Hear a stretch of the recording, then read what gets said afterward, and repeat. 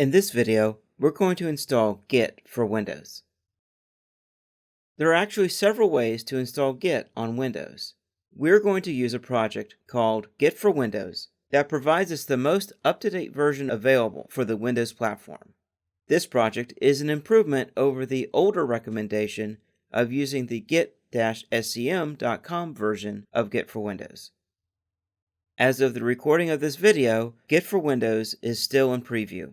However, it is very stable, and for our purposes will be just fine.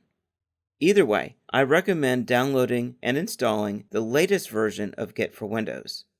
Let's start off by invoking our browser, in this case Google Chrome, then go to git, that's git, -for-windows.github.io. Once that page loads, click on the download button on the home page. This brings us to a page listing all the available downloads for the Git for Windows installer. You can see here that we have both 32-bit and 64-bit versions of the installer executable. Since I'm running a 64-bit version of Windows, I'm going to choose the 64-bit version of Git for Windows. Choose the version of Git for Windows that best matches your operating system. Now I'm going to click on the link for the Git installer for my platform. That will begin the download process for the Git installer. Once the installer has finished downloading, go down and click on Open. That will run the installer directly from the current location. If you are prompted about a security warning, just click on Run.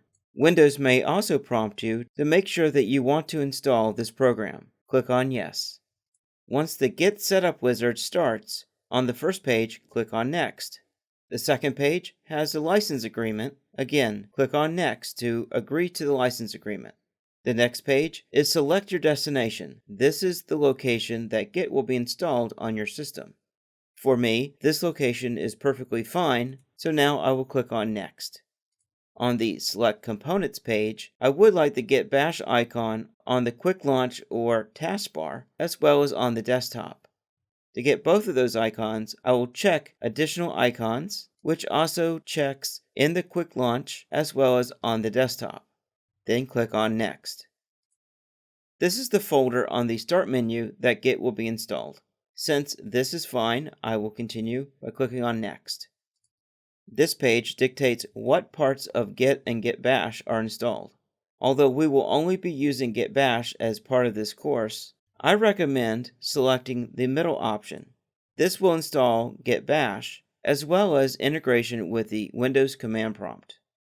In doing so, no real major changes are being made to my system, so it is both flexible and fairly safe. After you've made your choice, click on the Next button to continue. This screen is regarding how to treat line endings. On Windows, text files normally end with a different style line ending than corresponding text files on Linux or the Mac operating system. Which option you choose will greatly depend on whether or not you're going to be doing any cross-platform development. I prefer using the middle option, which is to check out as is, that is, don't change anything, but then commit Unix style. That means when I use Git to commit, the file endings for my text files will automatically be converted to a Unix-style line ending. Since I bounce around between Windows, Linux, and the Mac operating system, the middle option makes the most sense for me. If you do all your development on Windows, and that goes for any team member sharing the same Git repositories, then the last option, Commit As Is, will be the option you'll want to select. Again, I'm sticking with the middle option, and if I want to later, this can be changed. Once we've made our selection, click on Next. Regarding the terminal emulator to use, I'm going to stick with the top option, which is a minimal terminal emulator that runs the Bash shell environment. Once you've made your selection, click on Next. This page, Enable File System Caching, is experimental, and I recommend leaving it unchecked for now. Click on Next, and now we are installing Git for Windows. Once the installation process has completed, on the final page, we can uncheck the View the README. Then click on the Finish button. Now, let's close Google Chrome.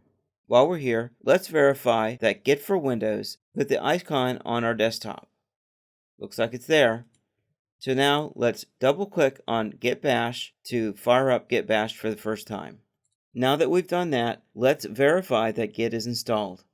Type Git, that's Git, space, version. Once you've done that, press the Enter key. Git should respond with the version of Git that's installed. To close Git Bash, we can click on the Close button that's part of the window, or we can type the command exit.